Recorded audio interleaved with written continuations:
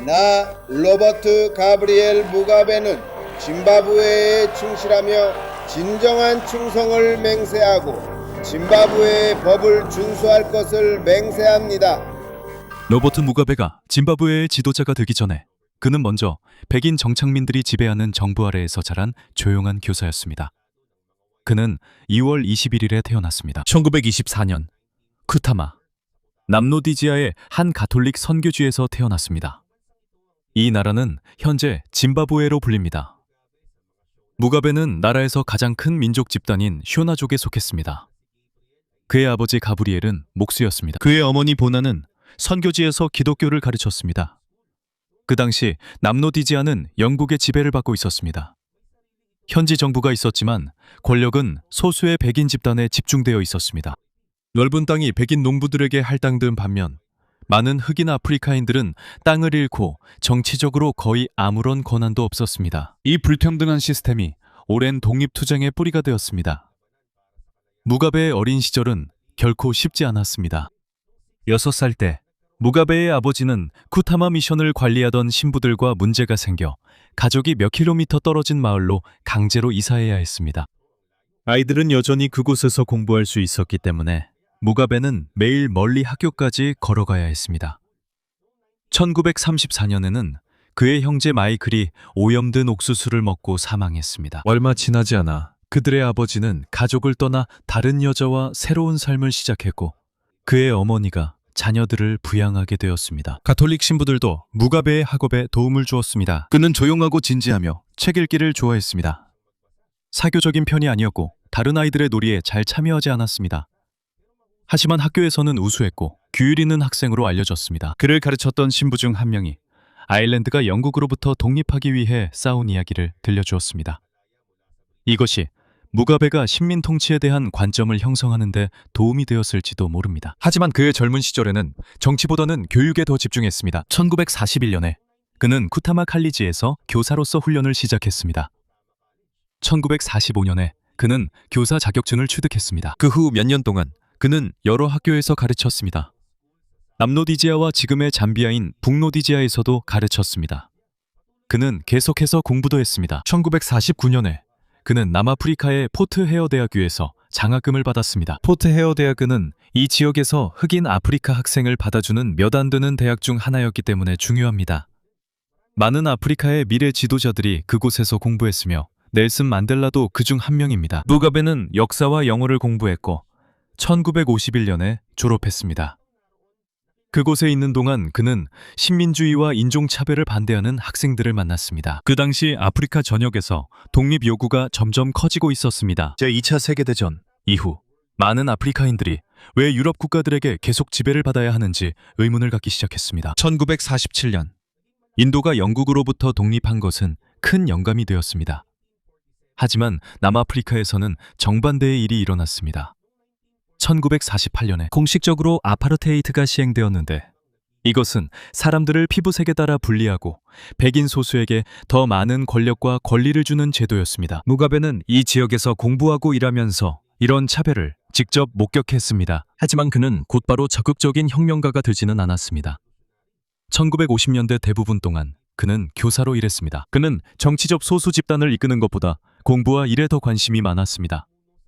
하지만 1958년에 가나로 가면서 그 생각이 바뀌었습니다. 가나는 영국으로부터 막 독립한 상태였습니다. 이 나라는 사하라 이남 아프리카에서 유럽 식민 지배로부터 처음으로 독립한 국가였습니다. 이 나라는 크와메 은크루마가 이끌었습니다. 그는 아프리카인들이 자신의 나라를 직접 다스려야 하며 식민주의에 맞서 서로 협력해야 한다고 믿는 지도자였습니다. 가나에서 무가베는 흑인 아프리카인이 이끄는 나라를 보고 아프리카 민족주의에 더욱 깊이 공감하게 되었습니다. 아프리카 민족주의는 아프리카 사람들이 자유로워지고 스스로를 다스려야 한다는 신념입니다. 마르크스주의는 정치적, 경제적 신념으로 부자와 가난한 사람 사이의 큰 격차에 반대하며 토지와 중요한 사업에 대한 사회의 통제를 강조합니다. 가나에서 무가베는 셀리 헤이프론이라는 교사를 만나게 되었고 그녀는 그의 첫 번째 아내이자 정치 투쟁에서 함께할 동반자가 됩니다. 1960년에 무가베는 남로디지아로 돌아왔습니다. 그때는 정치 상황이 더욱 뜨거워진 상태였습니다. 이보다 3년 전 조슈아 은코모는 남로디지아 아프리카 민족회의를 설립했습니다. 이 단체의 목적은 백인 소수의 지배를 끝내고 흑인 다수에게 진정한 투표권을 부여하는 것이었습니다. 하지만 1959년 정부는 이 단체를 금지시켰습니다. 그 후 국민민주당이라는 새로운 조직이 생겨나 다수의 지배를 요구하는 운동을 이어갔습니다. 무가베는 친구인 레오폴드 타카위라의 도움으로 이 당에 가입했습니다. 그는 말과 글을 모두 잘했습니다. 교사였고 학식이 넓었기 때문에 민족주의 운동의 지도자들에게 빠르게 주목받았습니다. 이것이 조용한 교사에서 식민 정부에 적극적으로 맞서는 인물로 변화하게 된 시작이었습니다. 하지만 자유를 향한 외침이 커질수록 백인 주도의 정부는 더욱 강경해졌고 평화로운 정치운동에 그치지 않고 점차 투쟁은 투옥으로 이어지게 되었습니다. 무장반란과 장기적인 전쟁으로 이어져 결국 짐바브웨라는 나라가 탄생하게 됩니다. 1960년대 초가 되자 로버트 무가베는 자유와 흑인 다수의 평등한 투표권을 요구하는 운동에 더욱 적극적으로 참여하게 되었습니다. 하지만 백인 주도의 정부는 민족주의 정당들을 계속해서 금지시켰습니다. 1961년 말에 국민민주당과 금지되자 이 정당의 지도자들은 짐바브웨 아프리카 인민연합을 결성하는 데 도움을 주었습니다. 조슈아 은코모가 이를 이끌었고 무가베는 홍보비서가 되었습니다. 그의 일은 대중에게 당의 목표를 설명하고 지지를 강화하는 것이었습니다.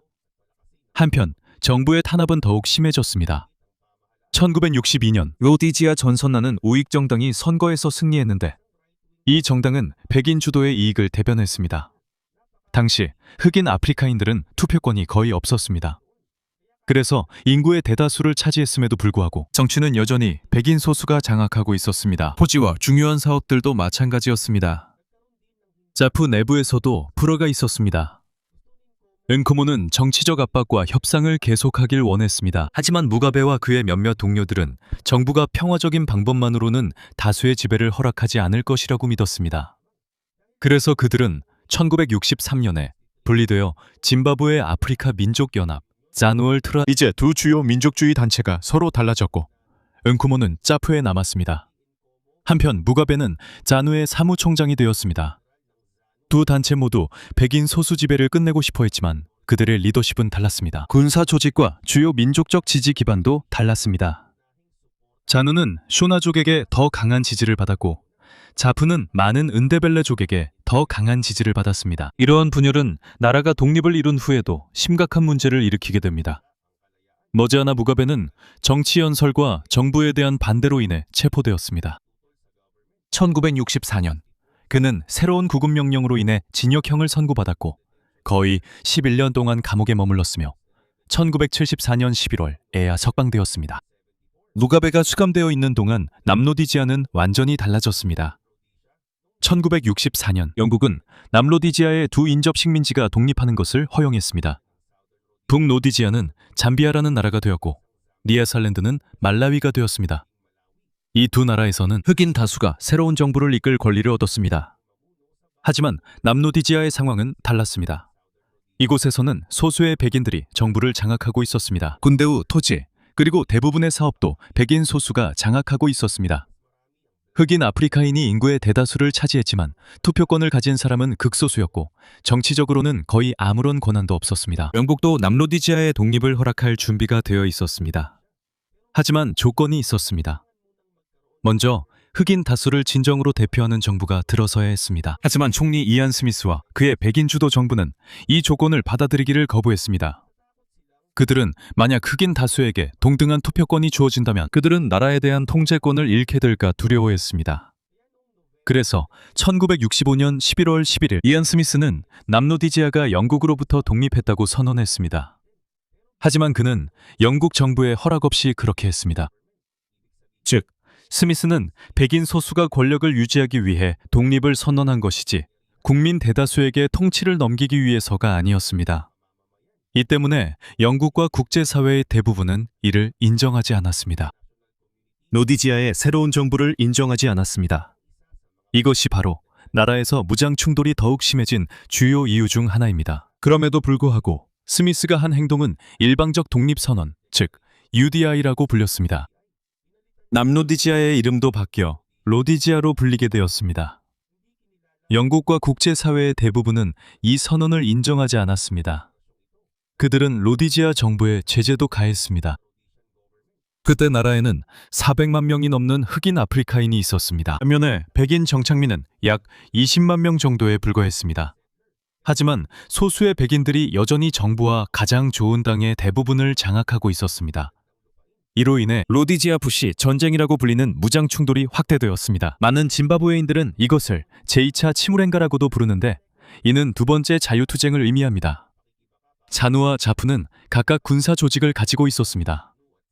자누는 짐바브웨 아프리카 민족 해방군 잘라 보유하고 있었습니다. 이 조직의 전투원 대부분은 쇼나족이었고 중국으로부터 지원을 받았습니다. 자프는 짐바브웨 인민혁명군 지프라 등을 보유하고 있었습니다. 이 조직의 전투원 대부분은 은데벨레족이었고 소련의 지원을 받았습니다. 두 단체는 정부군뿐만 아니라 다른 적들과도 싸웠습니다. 이들 사이에도 경쟁과 갈등이 있었습니다. 전쟁 초반에는 로디지아 군대가 더 강했습니다. 그들은 현대적인 무기를 보유하고 있었습니다. 우수한 공군과 남아프리카 공화국의 아파르테이트 정부로부터의 지원도 있었습니다. 당시 포르투갈이 모잠비크를 통제하고 있었기 때문에 게릴라들이 동쪽 국경을 안전한 기지로 사용하는 것이 더 어려웠습니다. 한편 무가베는 다른 민족주의 지도자들과 함께 감옥에 남아 있었습니다. 구금센터의 환경은 열악했고 감방은 비좁았으며 일부 수감자들은 바닥에서 잠을 자야 했습니다. 하지만 무가베는 그 시간을 공부하고 다른 죄수들에게 가르치는 데 활용했습니다. 그는 런던 대학교에서 원격 교육을 통해 여러 학위를 취득했습니다. 여기에는 교육학도 포함되어 있습니다. 그는 런던 대학교에서 원격 교육을 통해 여러 학위를 취득했습니다. 여기에는 교육학과 법학도 포함되어 있습니다. 그는 또한 동정적인 경비원의 도움으로 외부 지지자들에게 메시지를 보낼 수 있었습니다. 그래서 감옥에 있으면서도 그들은 여전히 자신들의 운동 방향에 영향을 미칠 수 있었습니다. 로버트 무가베가 1974년 11월에 석방되었을 때 전투는 이미 격렬했고 자누람이 분열 중이었습니다. 당시 주요 지도자였던 은다바닝기 시톨레는 협상과 과도 정부에 더 개방적이었습니다. 무가베르 흑인 다수의 통치가 실현될 때까지 무장 투쟁을 멈추지 말아야 한다고 믿었습니다. 그는 점차 제다누의 상당수와 그 군사 조직인 제데이에넬레이의 지지를 얻게 되었습니다. 1975년에 이르러 무가베가 더 큰 파벌의 주요 지도자가 되었고 이 파벌은 자누 애국전선 또는 자누 PF로 알려지게 되었습니다.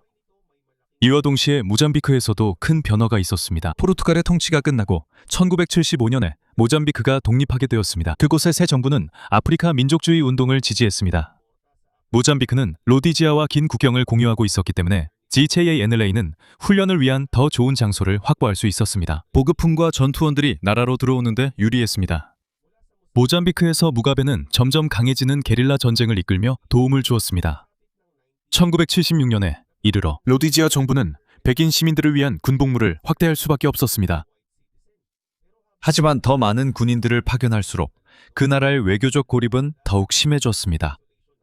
미국, 영국, 심지어 남아프리카 공화국까지도 이안 스미스에게 백인 서수 지배가 영원히 지속될 수 없다는 사실을 받아들이라고 압박하고 있었습니다. 많은 백인 로디지아인들도 두려움, 군 복무, 그리고 미래에 대한 불확실성 때문에 떠나기 시작했습니다. 한편 무가베는 GHANU에 대한 자신의 통제를 더욱 강화했습니다. 이 과정은 평화롭지 않았습니다. 운동 내에서 의심받는 경쟁자들을 체포하고 해임하고 추방하는 일이 있었습니다.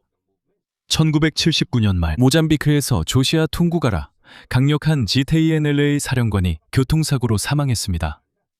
그의 죽음에 대해 많은 추측이 있었지만 무가베가 그를 죽이게 했다는 확실한 증거는 없었습니다. 1970년대가 끝날 무렵 로디지아 정부가 더 이상 쉽게 승리할 수 없다는 것이 분명해졌습니다. 백인 인구가 줄어들었고 전쟁 비용이 증가했고 국제사회에서 거의 확실한 동맹국도 없었습니다. 하지만 게릴라도 나라 전체를 바로 점령할 수는 없었습니다. 양측 모두 지치고 명확한 승리 방법을 잃어버렸기 때문에 결국 협상에 나설 수밖에 없었습니다. 그리고 다음 단계에서 무가베는 전장뿐만 아니라 하지만 선거에서도 그를 새로운 짐바브웨의 최고 위치에 올려놓게 됩니다. 1970년대 후반이 되자 소수의 백인 집단이 로디지아를 계속 통제하는 것은 불가능하다는 것이 분명해졌습니다. 1979년 9월 영국 로디지아 정부의 대표들이 런던의 랭커스터 하우스에 모였습니다. 로버트 무가베의 자누와 조슈아 앙코무의 자푸가 있었습니다. 무가베는 협상에 주저했지만 전쟁을 영원히 계속할 수 없다는 것은 분명했습니다. 12월 21일 그들은 랭커스터 하우스 협정에 서명했습니다. 이 협정은 부시 전쟁을 끝내고 로디지아를 임시로 영국의 통치하에 두었으며 완전한 독립 이전에 선거를 실시하도록 했습니다. 타협의 일환으로 임시로 백인 소수 집단에게 100석, 의회, 중 20석이 배정되었습니다. 또한 새로운 정부에 의한 강제 수용으로부터 그들의 토지도 우선 보호되었습니다. 1980년 2월 제체이NUP는 흑인 다수에게 배정된 80석 중 57석을 차지하며 승리했습니다. 이로 인해 무가베가 새로운 짐바브웨의 첫 번째 총리가 되었습니다. 1980년 4월 18일 국가는 공식적으로 독립을 달성했고 백인 소수 지배가 끝났습니다. 처음에 무가베는 화해를 촉구했습니다. 그는 평범한 백인 짐바브웨인들에게 그들의 피부색만을 이유로 보복해서는 안 된다고 말했습니다. 또한 그는 몇몇 이전 정부 관료들을 자리에 남겨두었고 백인 지주들이 소유한 대규모 농장도 바로 몰수하지 않았습니다. 이것은 중요했습니다. 왜냐하면 상업농업이 국가에서 식량, 일자리, 그리고 수출 수입의 가장 큰 원천 중 하나였기 때문입니다. 독립 초기 몇 년 동안 정부는 교육과 의료도 빠르게 확장했습니다. 많은 학교와 보건소가 세워졌습니다. 더 많은 아이들이 공부할 수 있게 되었고 문해율이 높아졌으며 백신과 기본 의료 서비스에 대한 접근성이 확대되었습니다. 이러한 프로그램들은 무가베 정권 초기에 가장 큰 성공 중 하나였습니다. 하지만 이러한 성공과 동시에 문제도 나타나기 시작했습니다. 정부는 많은 돈을 썼습니다. 부채가 늘어나고 ZANUPF 내부에 부패가 만연했습니다. 더 심각한 것은 무가베의 ZANUPF와 조슈아 은코무의 ZAPU 사이의 불화였습니다. 무가베는 쇼나족 사이에서 강한 지지를 받았습니다. 한편 서부 짐바브웨의 많은 은데벨레족은 은코모를 지지했습니다. 독립 이후 자누의 전 잘라 전투원들과 짜푸의 지프라 전투원들을 하나의 국가 군대로 통합하는데 큰 어려움을 겪었습니다. 무장 충돌이 발생했습니다. 반란과 제프 요원들이 무기를 숨기고 있다는 의혹이 있었습니다. 정부는 이를 구실로 마타벨레랜드에 특수 군부대를 파견했습니다. 이 부대는 제5여단이라고 불렸습니다. 이 부대는 북한의 군사 고문들에게 훈련을 받았고 무가베 정부에 직접적으로 복종했습니다. 1983년 이 부대는 나구크라 훈디라는 작전을 시작했습니다. 이 단어는 더 강한 비가 오기 전에 마른 먼지를 씻어내는 첩비를 의미합니다. 하지만 실제 작전에서는 무장 반군뿐만 아니라 민간인들도 표적이 되었습니다. 많은 평범한 은데벨레 민간인들이 체포되고 고문당하고 집에서 쫓겨나거나 살해당했습니다. 전체 공동체가 무가베의 적들을 지지하는 사람들로 간주되었습니다. 사망자의 정확한 수는 확실하지 않습니다. 하지만 인권단체 보고서에 따르면 수천 명이 살해되었고 1982년부터 1987년 사이에 희생자가 약 2만 명에 이를 수 있다고 합니다. 이것은 단순히 몇몇 반군에 대한 군사작전이 아니었습니다. 이는 자프를 약화시키고 무가베의 주요 정치적 반대 세력을 분쇄하는 데에도 사용되었습니다. 1987년 조슈아 은코무는 통합협정에 서명할 수밖에 없었습니다. 이 협정으로 ZAPU와 ZANUPF가 합쳐졌습니다. 은코무는 정부의 일원이 되었습니다. 하지만 제프는 사실상 독립적인 야당으로서 거의 사라졌습니다. 같은 해 헌법도 개정되었습니다. 총리직이 폐지되고 무가베가 행정권을 가진 대통령이 되었습니다. 대통령으로서 그는 정부의 지도권을 쥐게 되었습니다. 군대와 많은 부분을 장악하게 되었습니다. 독립을 쟁취한 지 불과 7년 만에 무가베의 이미지는 달라졌습니다. 1980년에는 많은 사람들이 그를 나라를 통합하겠다고 약속한 해방 영웅으로 보았습니다. 하지만 1987년에 이르러 그가 군사적 폭력을 사용함이 분명해졌습니다. 그는 두려움과 헌법 개정을 이용해 적들을 제거하고 자신의 권력을 강화했습니다. 그리고 여기서부터 과거의 자유를 위한 투쟁은 점차 무가베가 권력을 유지하기 위한 싸움으로 변해갔습니다. 1990년대에 접어들면서 로버트 무가베와 ZANUPF가 짐바브웨의 정치를 완전히 장악하게 되었습니다. 국제 무대에서 그는 여전히 과거의 자유투사이자 남아프리카 공화국의 아파르테이트에 대한 거침없는 비판자로 알려져 있었습니다. 하지만 짐바브웨 내부에서는 부패와 실업률이 점점 심각해지고 있었습니다. 정부의 부채와 일자리 부족도 심각해졌습니다. 1992년 그의 첫 번째 아내인 셀리 씨가 신장 질환으로 사망했습니다. 이후 무가베는 그레이스 마루프와 결혼했습니다. 셀리가 살아있을 때 이미 둘은 관계를 맺었고 자녀도 있었습니다. 그레이스 역시 제테놀 PF에서 막강한 권력을 갖게 되었습니다.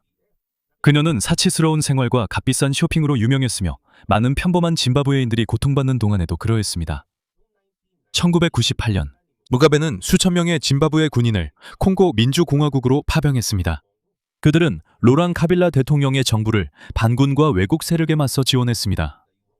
짐바브웨는 이 전쟁에 막대한 비용을 쏟아부었습니다. 많은 시민들이 자국 경제가 악화되는 가운데 나라가 어떻게 이익을 얻을 수 있을지 불분명하다며 반대했습니다. 이와 동시에 토지 문제도 더욱 심각해졌습니다.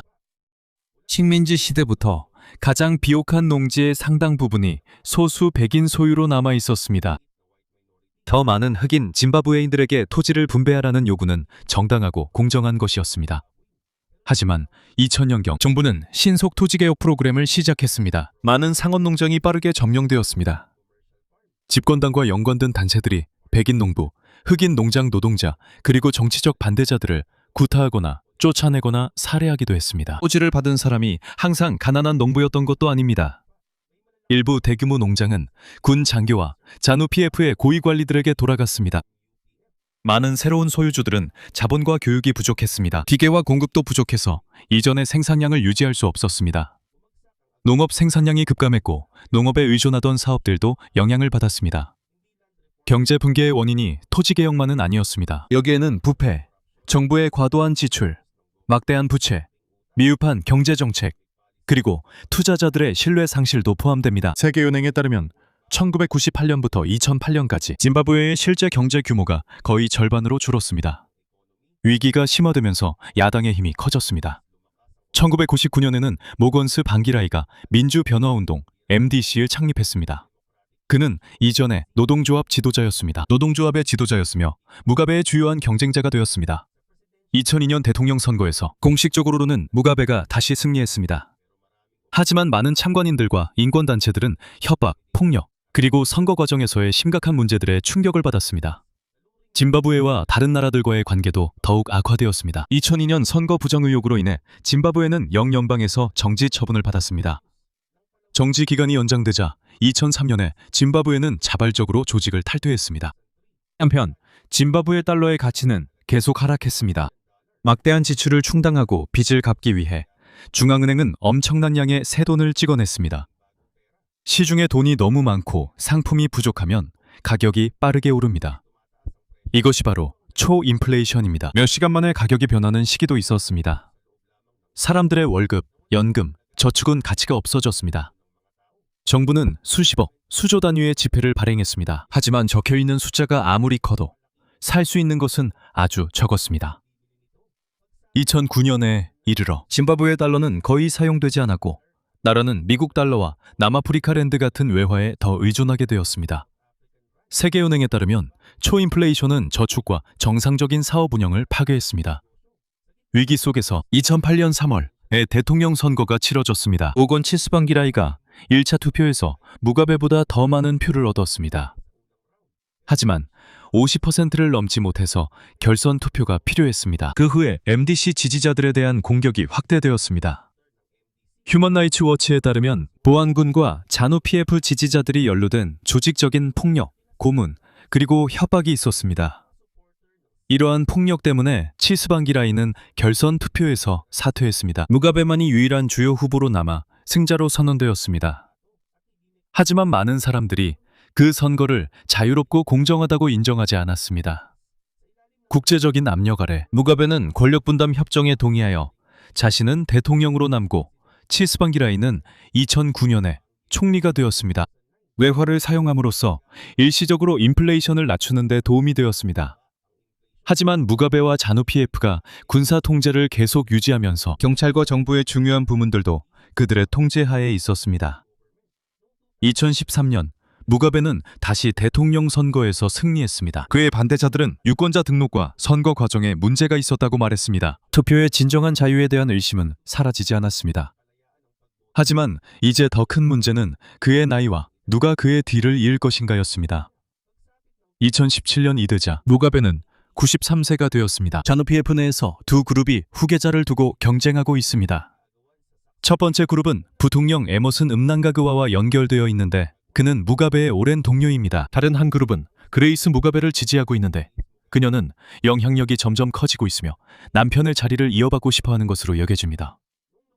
2017년 11월 무가베는 음낭가그와를 해임했고 군부는 이를 그레이스를 건져에 앉히려는 것으로 봤습니다. 2014년 11월 군부가 움직여 하라레의 주요 지역을 장악했습니다. 그들은 이것을 바로 쿠데타라고 부르지 않았습니다. 무가베 주변의 범죄자들만을 겨냥하고 있다고 말했습니다. 하지만 실제로는 대통령을 가택연금시키고 그가 사임하도록 강요했습니다. 처음에는 무가베가 거부했습니다. 하지만 제체 NUPF가 그를 당대표에서 해임하고 의회가 탄핵 절차를 시작하자 그는 결국 11월에 사임했습니다. 2021년 11월 37년간의 통치가 끝나고 에머슨 음낭가그와가 대통령으로 취임했습니다. 무가베는 감옥에 가지 않았고 그의 재산과 혜택도 완전히 박탈당하지 않았습니다. 그는 짐바브웨에 머물 수 있었고 해외에서 치료를 받을 수도 있었습니다. 2019년 9월 6일 로버트 무가베는 95세의 나이로 싱가포르에서 사망했습니다. 그의 시신은 짐바브웨로 돌아왔고 이후 그가 태어난 곳인 쿠타마에 안장되었습니다. 그의 유산은 상반된 두 측면으로 나뉩니다. 생애의 첫 부분에서 그는 백인 소수의 통치를 끝내고 흑인 다수에게서 토지와 정치적 권리를 빼앗았던 제도를 종식시키는 데 기여했습니다. 독립 초기 몇 년 동안 그의 정부는 교육과 의료도 확대했습니다. 하지만 그는 그 성공을 튼튼하고 민주적인 국가를 만드는 데 사용하지 않았습니다. 그는 야당을 약화시키고 군사적 폭력을 사용했으며 거의 40년 동안 권력을 유지했습니다. 그리고 부패와 경제적 부실 운영이 만연하도록 방치했습니다. 토지 소유의 불공정함을 바로잡으려는 바람은 정당합니다. 하지만 폭력적이고 혼란스러우며 정치적인 방식으로 이를 시행한 것은 생산을 감소시키고 수백만 명의 국민을 더 힘들게 만들었습니다. 이로 인해 로버트 무가베를 단순히 자유투사로만 볼 수는 없습니다. 그는 또한 억압적인 체제에 맞서 싸운 지도자가 어떻게 변할 수 있는지 보여주는 분명한 사례이기도 합니다. 그리고 결국 자신만의 억압적인 정부를 만들었습니다. 그는 짐바브웨가 백인 소수 지배로부터 해방되는 데 기여했습니다. 하지만 오랜 기간 권력을 내려놓지 않으면서 그는 또한 나라가 오랫동안 쌓아온 완전한 자유, 발전, 그리고 민주주의를 완전히 이루지 못한 이유의 일부가 되기도 했습니다.